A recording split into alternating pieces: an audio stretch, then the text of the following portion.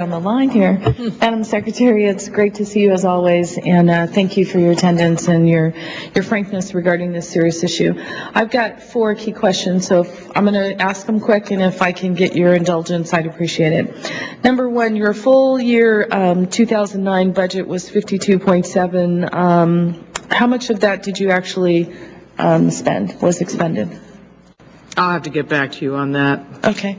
My second question, Madam Secretary, we on the committee are very much aware of the administration's supplemental budget request to provide an additional $5.1 billion to the disaster relief fund. Of these funds, $1.5 billion is to be used to pay for arbitration judgments in favor of the entities affected by Hurricane Katrina, such as Charity Hospital in New Orleans. Looking past the significant amount of money that is needed, I'm troubled that the Civilian Board of Contract Appeals found in at least 2 cases that the experts representing FEMA were less experienced and less credible, and has spent less time in the building and the entities than the entities' representatives, and were also unlicensed. In other words, the officials chosen by FEMA to make the judgments related to public assistance decisions were not the type of individuals who should have been making the decisions in the first place. I realize that initial part was done prior to you coming. However, what are you intending to do to ensure that we have the right people making the decisions on public assistance? Well, we've done a lot of work in FEMA, as I think Representative Gao acknowledged. And part of that is making sure we do have the right people making the right judgments. One of the really reforms that happened this last year was the Congress passing the ability to arbitrate some of these claims so that we could get them resolved, decisions made, and people could get on with their lives. The supplemental that the President has submitted will cover those arbitrations. It will also cover, I think, $1.1 billion that will be necessary for the schools and their reconstruction, the ones that are still left. And so with that, we think we'll really end the year with the Katrina Rita arbitrations done. According to my notes, $1.5 billion, which is quite a lot of money. And I think what this committee is looking for have specific standards been put in place to ensure that the new people who are coming in, or the people who are there, at a minimum, are licensed and have, as this report said, less experience, less credible, and all those things. Do we have some sort of standards in place to ensure that that's been corrected? Congresswoman, I've asked the General Counsel to make sure that we have the right people in place to do that. Okay. My third point, and I'm now down to 2 minutes, looking at the budget and what I really had spent a lot of my time working on, I want to associate myself with all of my colleagues on their concerns with the SAFER and firefighter grants. I'm going to have I don't see myself supporting the budget as it is with that decrease. Also, the emergency operations centers, I just find something that I've personally worked on for about 10 years from the local government to today. Seeing it evaporate before our very eyes is disturbing. And then finally, looking at the Coast Guard as well, it just makes us wonder.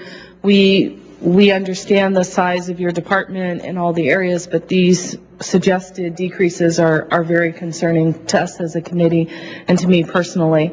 But finally, the cargo security, which I have a great interest in, and we've had a couple discussions, and I think your first time here, I mentioned to you the 9/11 requirements that were coming forward, and it's my understanding the chairman mentioned it to you as well. And I'm very concerned with the potential, from what I see here, of 47.87%. In my business here, what I know about money, once you cut that much, you'll probably never get it back. And when I look at, on the flip side, more money being spent for Secret Service. Now, in this very committee, we had the head of Secret Service say that the complaints or the threats that have come through have not been greater than any other president, which I found surprising, but that's what he said.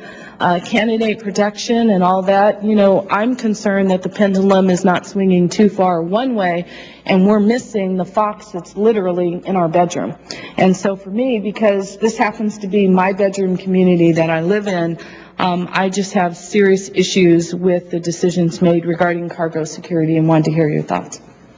Well, I think I've already shared those. We'll be happy to provide you with further, but we think with the 10+2 rule, with 24-hour notification, with the transformation to electronic record collection as opposed to having to move paper, that combined with the fact that you can't just look at cargo coming in one way. That's just one way. If you were to view the United States as a house, it's only one way into the house. There's a lot of other things that need to be covered, but the methodology that we are using will yield the greatest security, and that the margin added for the 100% requirement doesn't give you for that additional amount of security, where we would be better off doing some other things.